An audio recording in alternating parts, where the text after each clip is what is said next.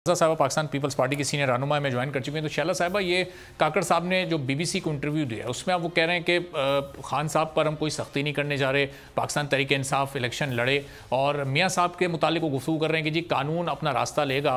और अब ऐसा लग रहा है कि जैसे इस निगरान हुकूमत की वापसी में मियाँ साहब की वापसी एक मुश्किल हो सकती है। तो ये क्या सिचुएशन आप अगले एक माह में देख रही हैं मियाँ साहब की वापसी और इमरान खान साहब की सियासत को लेकर? अच्छा, देखिए, मैंने भी उसको देखा है। उसमें दोनों के मामलात अदालत में, जहाँ तक हुकूमत है उसका काम है कि जो अदालती फैसले हैं उनकी इम्प्लीमेंटेशन जो है वो करे, उसमें मदद करे। तो जो मियाँ साहब का मामला है, जितना मैंने माहिर कवानीन को सुना, और वो सब यही कहते हैं कि जो मियाँ साहब का केस है उसमें उनको जो है पहले उनको जमानत लेनी पड़ेगी, क्योंकि जो एवन फील्ड का और एक अल-अजीजिया वाला केस है वो तो कोई वो नहीं है, लेकिन जो एक और केस है उसमें उनको जो है जमानत लेनी पड़ेगी। अब जमानत के लिए तो इंसान को खुद ही जाना पड़ता है।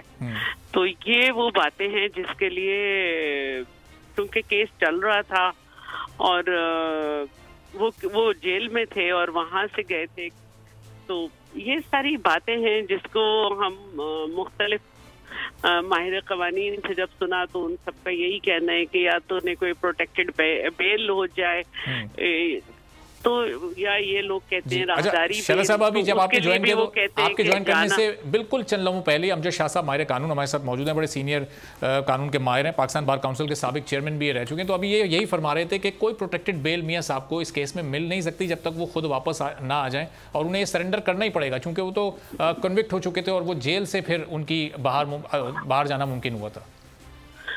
देखिए, मैं यही कह रही हूँ, मैंने कानून को सिर्फ काफ अलिफ का नून व नू और नून साकिन ऐसे पढ़ा है। तो मैं तो आप इस पर अपनी सियासी राय दे दें। पाकिस्तान तहरीक इंसाफ के चेयरमैन से मुतालिक उन्होंने सियासी राय तो पीटीआई अगले इलेक्शन में होनी चाहिए या नहीं होनी चाहिए? राय तो यही है कि जब ये बात बनती है कि उनको जेल जाना पड़ेगा तो फिर इसका मतलब है कि वो कैंपेन भी नहीं चला सकते।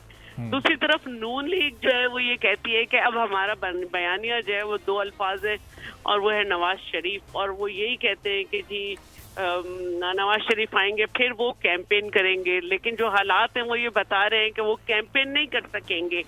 फिर एक उनका स्टेटमेंट आया जिसके बाद शहबाज शरीफ साहब 24 घंटे के बाद वापस गए, और वो भी खासा एक मुतनाज़ा हैसियत इख्तियार कर गया। उसके बाद इसाक डार साहब ने बात भी करने से इनकार कर दिया और शहबाज शरीफ साहब भी खामोश हैं। तो ये सारी सूरत हाल जो नून लीग की है उस पर अब बहुत सारे तजिया निगार जो हैं वो ये कहते भी नजर आ रहे हैं कि हो सकता है कि शहबाज शरीफ वापस ही ना आए।